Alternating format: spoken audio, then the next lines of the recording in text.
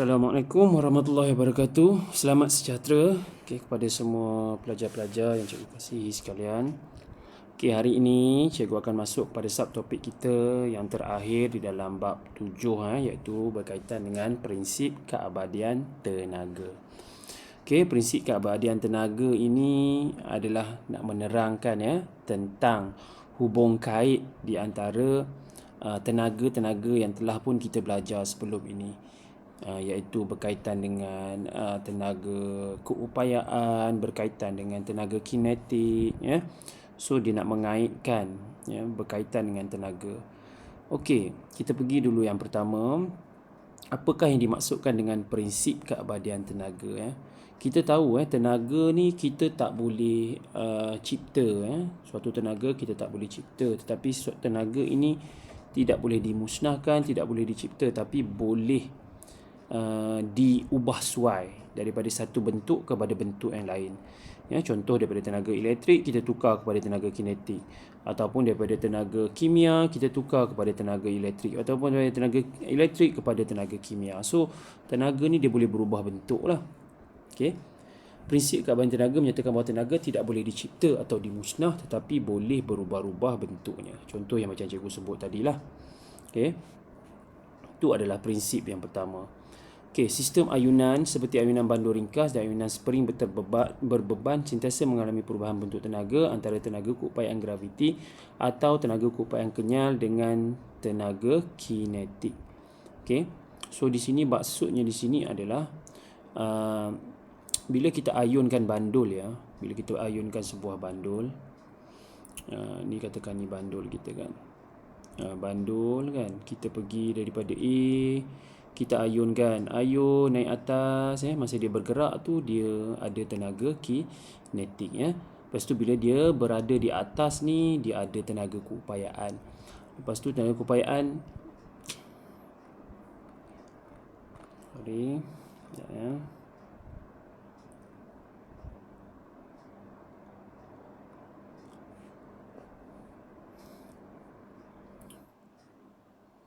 tenaga keupayaan dia, tak apalah, nanti cikgu cerita lagi.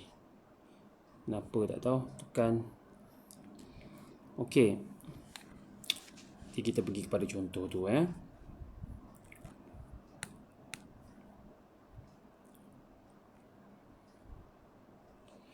Tenaga yang berguna ialah tenaga dalam bentuk yang mudah diubah kepada bentuk yang lain untuk melakukan kerja.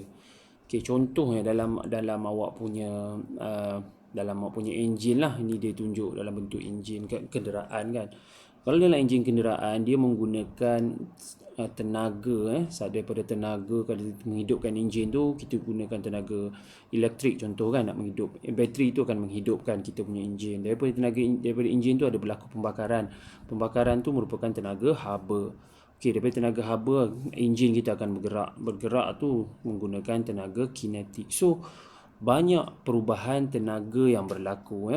So tenaga-tenaga ni dia mudah bertukar daripada satu bentuk kepada bentuk yang lain.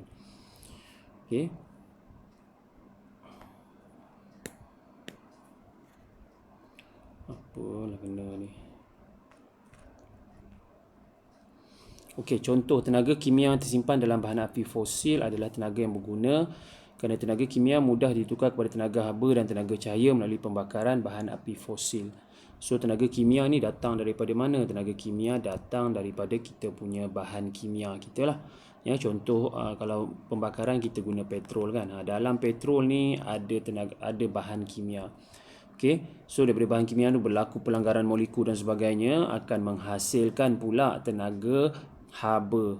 Dia tukar kepada tenaga haba, tenaga cahaya melalui pembakaran bahan api. So ada banyak proses ataupun pertukaran tenaga yang berlaku di situlah. Kita ambil contoh yang tadi cikgu tunjuk kat awak. Ini adalah ayunan bandul. Daripada awak nak gerakkan bandul tu kan, bandul tu daripada Y. Y ni pada ketika ni kita ada tenaga kinetik ada tak? Tenaga kinetik tak ada lah, kosong lagi. Tenaga kinetik dia zero ataupun kosong lah, sebab bandul tu tak bergerak. And then kita pun ayunkan dia. Pada Y ni kan, Oh, dia start daripada X ni. Ya, sebab nombor 1 di sini nampak. Okey, bila dia start daripada X, ladung ni, kita letakkan dia pada satu tempat yang tinggi. Ya. Pada ketika ini, ya, ini tenaga keupayaan tinggi. Ya. Tenaga keupayaan graviti dia tinggi ataupun maksimum lah. Sebab awak tarik dia, awak letak dia kat tempat yang tinggi. Kita tahu tenaga keupayaan ni apabila suatu objek itu berada pada satu tempat yang tinggi, dia ada tenaga keupayaan graviti. Okay, and then awak pegang, lepas tu awak lepaskan. Bila awak lepaskan, apa yang berlaku? Awak akan dapati nombor 1 ni kita ada tenaga kinetik. Okay, apa yang berlaku kepada tenaga keupayaan graviti? Daripada tempat tinggi ni, dia akan turun ke tempat yang lebih rendah. So tenaga keupayaan graviti kita akan menurun lah. Ya. Sebab dia akan turun ke bawah. Tenaga kinetik kita akan tinggi lah. Ya. Kemudian sampai ke Y. Masa Y ni dia dah laju lah. Masa awal-awal tadi tu dia belum pecut kan. So bila sampai Y ni, tenaga kinetik pada ketika ini adalah maksimum. Dia laju. Okay. Dia laju. Okey, kemudian tenaga keupayaan pula, tenaga keupayaan adalah minimum. Sebab ini adalah Y adalah kedudukan dia yang paling rendah. Okey. Kedudukan dia paling rendah. So dia di sini dia minimum. Okey, kemudian dia bergerak lagi kat nombor 2, ya. Bergerak nombor 2 kat sini, dia bergerak lagi lah tenaga kinetik dia. Masih lagi tinggi. Okey. Kemudian tenaga keupayaan graviti, dia naik kan daripada tempat yang rendah, Y pergi ke Z, daripada tempat rendah dia jadi tempat tinggi. So tenaga keupayaan dia akan meningkat. Okey. Awak kena faham itu. Dia naik, so tenaga keupayaan dia akan meningkat. Tenaga keupayaan ni kena ingat, tenaga keupayaan ni adalah tenaga apabila objek tu berada di tempat paling tinggi. Kalau dia rendah, ada tenaga keupayaan tapi rendah lah. Okay. Dan sampai Z ni, bila Z ni dia pegun balik kan, dia berhenti sekejap pada Z. Pada sini tenaga kinetik kita kosong lah, ataupun zero, tak ada tenaga kinetik. Okay. Tapi tenaga keupayaan graviti kita maksimum, tinggi lah. Sebab dia berada tempat paling tinggi. And then pada Z ni dia ulang balik. Nombor 3 dia ulang balik macam tadi. Ya. Nombor 4 pun sama juga. Macam dekat nombor 1 dengan nombor 2 tu. Okay. Cuba kita tengok. Okay, pada kedudukan X, ya. Tadi dah tunjuk X yang atas, ya. X, Y, Z. Okay. X, Y, Z. Okay, X maksimum, ladung maksimum kat sini, betul, ketinggian ladung tinggi. Tenaga kinetik sifar sebab dia tidak bergerak, dia pegun pada ketika ini. X ke Y, ladung graviti ladung berkurang, tenaga keupayaan graviti dia berkurang lah sebab dia turun ke bawah. Kelajuan ladung akan bertambah, okey, dia semakin laju. Okey, kat bawah ni Y pula, tenaga keupayaan dia paling rendah ataupun minimum. Tenaga kinetik dia maksimum, paling laju pada Y. Kemudian pada Y juga tenaga keupayaan dia akan meningkat, tetapi tenaga kinetik dia semakin berkurang sebab dia dah makin slow pada ketika ni. Sebab dia nak naik bukit kan, nak naik bukit dia akan slow lah. Sama lah macam awak kereta pun kan. So tenaga kinetik dia akan berkurang pada ketika ini. Okey. So dah sampai Z. Bila sampai sahaja Z, dia punya tenaga keupayaan graviti maksimum macam tadi, tenaga kinetik dia sifar balik. And then dia akan ulang balik lah benda yang sama balik, ya. Kalau cikgu nak ulang, nak cerita balik pun sama jugalah, ya. X, Y, Z. Bila dia turun ke Y, bermaksud tenaga kinetik dia pada ketika ni laju lah.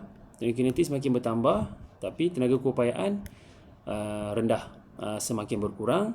Lepas tu dia naik semula. Pada Y macam biasalah, Y tenaga kinetik dia maksimum, tenaga keupayaan graviti dia kosong ataupun minimum. Okey, kemudian dia naik balik, tenaga kinetik dia akan jadi berkurang, tenaga keupayaan akan meningkat. Pada X, tenaga keupayaan akan maksimum, manakala tenaga kinetik dia akan sifar balik. Okey. Okey, ini pula adalah tenaga keupayaan kenyal. Bila awak nampak sahaja spring, ya, mesti awak kaitkan dia dengan kenyal. Tenaga keupayaan kenyal ni tenaga keupayaan yang dibantu dengan spring, ya. Sebab tu tenaga keupayaan kita akan jadi separuh, ya. Dia punya rumus pun half Fx kan. Separuh daya kali dengan X kita ni adalah dia punya jarak dia ataupun sesaran kita. Sesaran dalam meter kan. Daya dalam Newton. Okey. So yang ini pun kalau cikgu nak cerita pun sama juga macam tadi. Okey. Bila kita tarik dia, bila kita tarik, awak tarik spring ni bersama dengan beban pada kedudukan X. Awak tarik dia ke bawah. Okey. Pada kedudukan X tu awak tarik dia. So pada ketika itu tenaga kinetik dia zero, belum apa-apa lagi. Okey, tenaga kinetik dia zero tapi tenaga keupayaan dia tinggilah. Tenaga keupayaan apa kita panggil? Tenaga keupayaan kenyal dia tinggi sebab spring tu ditarik dengan kuat. Okey, so tenaga keupayaan dia tinggi, tenaga kinetik kosong sebab dia tak bergerak. Okey, kemudian awak lepaskan. Bila awak lepaskan nombor 1 ni X ke Y, daripada X pergi ke Y, tenaga kinetik dia meningkatlah. Awak baru lepaskan. Tenaga kinetik dia meningkat. Tenaga keupayaan kenyal dia akan menurun. Okey, akan menurunlah sebab kita dah lepaskan kan. Okey. Kemudian dia pergi pula kepada nombor 2 pula. Nombor 2, tenaga keupayaan tenaga kinetik dia akan menurun. Daripada Y ke Z, tenaga keupayaan akan menurun. Tenaga keupayaan pula, tenaga kinetik akan menurun. Okey. Manakala tenaga keupayaan pula akan jadi minimum. Sebab jarak dia dah pendek kan. Bila jarak dia pendek, jarak dia hampir dengan spring tu, jadi tenaga keupayaan kenyal dia akan minimum lah. Sebab dia dah dekat. Okey, nombor X, Z kepada Y pula. Z kepada Y, dia patah balik ke bawah. Pada ketika itu, tenaga keupayaan, tenaga kinetik meningkat. Tenaga keupayaan kenyal, tenaga keupayaan kenyal dia akan sama juga, dia meningkat. Dia akan meningkat, dia akan semakin turun ke bawah kan. Okey, kemudian pergi lagi ke bawah lagi, tenaga kinetik dia akan meningkat juga. Manakala tenaga keupayaan kenyal akan jadi maksimum balik macam tadi juga. Okey. Bila sampai kedudukan balik X balik, dia pegun baliklah macam biasa. Okey, cuba kita tengok kedudukan X maksimum tenaga kinetik sifar. Macam cikgu sebut tadilah, X yang paling bawah lah. X, Y, Z. Okey, kemudian X ke Y, tenaga keupayaan kenyal berkurang sebab dia dapat. Tenaga kinetik bertambah. Spring semakin laju. Bila kita lepas, spring laju kan. Pada kedudukan Y pula, pada Y ni tenaga keupayaan kenyal dia minimum, dia rendah sebab dia kembali kedudukan asal dia. Tenaga kinetik maksimum, dia laju Daripada Y ke Z, tenaga keupayaan kenyal bertambah. Spring semakin termampat, dia kata. Spring mampat, so tenaga keupayaan kenyal bertambah. Okey, kemudian tenaga kinetik dia berkurang sebab laju spring tu dah semakin menurun. Okey. Kedudukan Z maksimum sifar. Okey, ni cikgu dah cerita tadi. Z ke Y, Z ke Y. Okey, Z ke Y, tenaga keupayaan kenyal berkurang sebab dia dah turun ke bawah balik. Okey, tenaga keupayaan tenaga kinetik bertambah. Spring jadi semakin laju Kedudukan Y sama macam tadi. Y ke X, Y ke X, tenaga keupayaan kenyal bertambah dia nak pergi ke bawah dah ni. Dia nak pergi kepada tempat dia maksimum tadi kan. Tenaga kinetik berkurang. Dia dah spring tu semakin slow kelajuan dia. Okey, pada X sama macam tadilah. Tenaga keupayaan kenyal dia maksimum, tenaga kinetik tak ada, kosong. Spring pegun, kelajuan sifar. Okey, dalam sistem tertutup, perubahan tenaga antara tenaga keupayaan dengan tenaga kinetik mematuhi prinsip keabadian tenaga. Bermaksud, tenaga keupayaan dan juga tenaga kinetik ni dia berubah mengikut kepada prinsip keabadian tenaga. Dia tidak membabitkan tenaga-tenaga yang lain lah dalam sistem yang tertutup.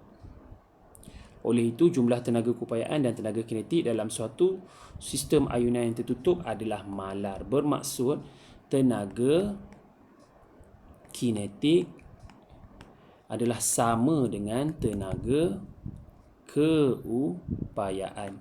Itu yang nak dinyatakan tadilah kat sini kan. Sebab dia kata malar bermaksud sama. Kedua-duanya adalah sama. Bermaksud rumus dia mesti adalah sama. Tenaga kinetik rumusnya adalah setengah mv kuasa 2. Manakala tenaga keupayaan pula setengah fx. Jadi kalau awak tulis rumus dia akan jadi begini. Ya.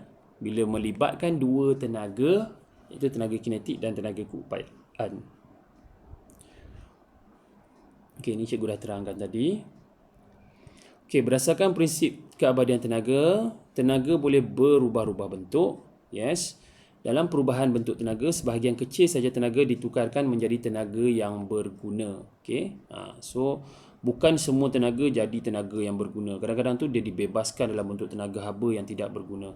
Okey, kebanyakan tenaga elektrik yang cikgu cerita yang lepas kan, tak semua ditukarkan menjadi tenaga elektrik. Kadang-kadang dia hilang dalam bentuk haba ataupun dalam bentuk cahaya. Okey, sebahagian besar pula ditukarkan menjadi tenaga yang tidak berguna seperti tenaga haba, ya, cikgu sebut tadi, disebabkan oleh geseran.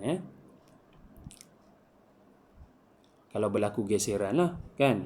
Kalau awak bawa satu objek kan, awak tolak satu objek di lantai yang kasar kan, awak tolak, awak membebaskan tenaga pada ketika itu dan tenaga itu tidak berguna. Patutnya kita kena ada roda kat bawah, jadi kita mengurangkan kehilangan tenaga. Sistem tertutup merupakan sistem di mana tiada daya luar seperti geseran bertindak.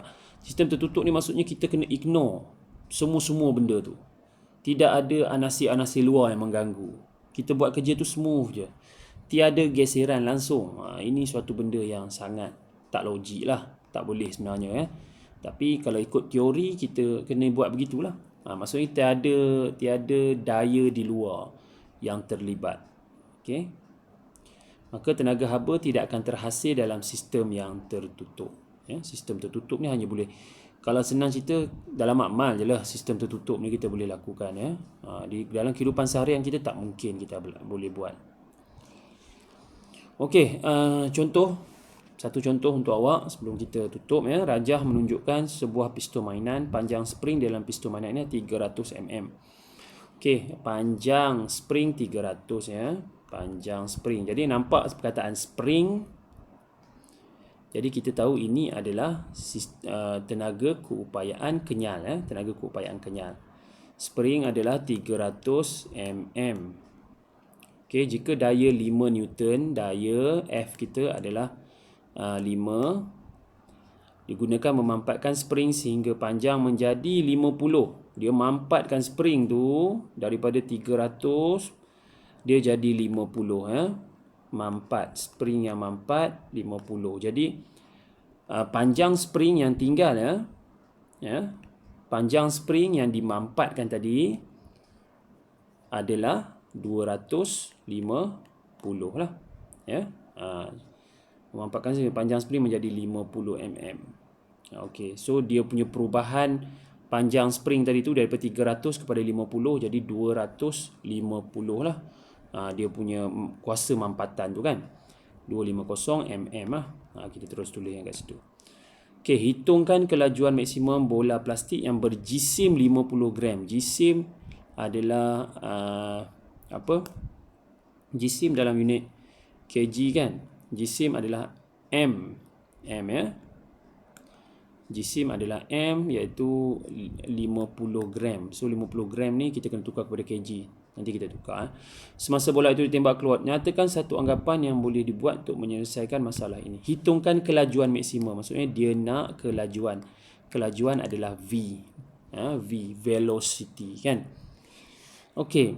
So macam cikgu sebut tadi, tenaga keupayaan kenyal, dia punya rumus adalah setengah Fx. Okey. Sama dengan tenaga kinetik terlibat sebab dia kata panjang spring semasa bola itu ditembak keluar daripada pistol. So bila dia keluar tembak daripada pistol tu, so itu menggunakan tenaga kinetik lah. Okey, tenaga kinetik kita setengah M V kuasa 2. Okay. So ini rumus kita. Kita masukkan nilai setengah Fx. Okay. Setengah Fx kita, setengah F kita adalah 5 lah. 5 Newton. X kita, X kita adalah berapa tadi? Dia punya panjang dia, panjang spring tu tadi, panjang spring 250 mm.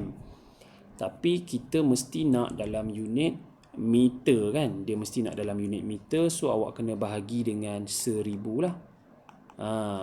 So awak akan dapat potong. So awak akan dapat 0.25. Okay, 0.25 sama dengan setengah. M di sini dah diberi 50 gram. Tapi M kita di sini, mass kita, mass ataupun jisim mesti dalam unit kg. So awak kena bahagi dengan 1000. So awak akan dapat 0.5 lah. 0.5 bagi 1000 dapat 0.5 kilogram. Okay, V kita tak tahu. V kuasa 2 dia nak kat sini. And then you pun masuk nilai, buat matematik awak. Last sekali awak akan dapat V sama dengan punca kuasa apa yang awak dah kira. So dapat jawapan akhir mesti sentimeter padu saat -1. Okay, tu jawapan yang terakhir. Meter padu. Meter saat -1. Okay, so macam yang cikgu tunjuk tadi lah. Okay, so semua dah ada di sini. Dia pengiraan dia daripada awal, dia buat bahagi. And then V dah dapat. Buat punca kuasa, awak akan dapat 5 meter saat -1. Anggapan tiada kehilangan tenaga ke persekitaran. Maksudnya ini adalah satu proses yang smooth. Tidak ada sebarang kehilangan tenaga ke persekitaran. Okay, so itu saja, itu saja daripada cikgu untuk bab ini. Okay, so cikgu harap awak faham. Cikgu ni adalah penutup lah bagi bab 3, bagi bab 7, ini adalah penutup dia. So kita akan bercuti selepas ni seminggu, agak lama juga. Kita akan cuti seminggu. Jadi cikgu akan tinggalkan awak dengan 2 kerja daripada buku teks lah, untuk awak buat. Terima kasih. Cikgu nak ucapkan penghargaan kepada yang hantar kerja kat cikgu. Biasa Aira, Dini, budak-budak yang sama jugalah yang hantar. Sebab tu cikgu masih lagi bersemangat lah untuk buat video. Walaupun seorang yang buat kerja kan, tapi still ada lagi yang buat, yang masih lagi ikut kelasnya. Walaupun dalam kehadiran tu cikgu tengok ramai je yang masuk kehadiran tu, tapi kerja tak pernah hantar pun. Okay, so itu terpulanglah pada awak. Yang mana buat, dia akan dapat lah dia punya hasil dia. Bukan sekarang, nanti awak akan dapat hasil dia. Awak akan dapat manfaat.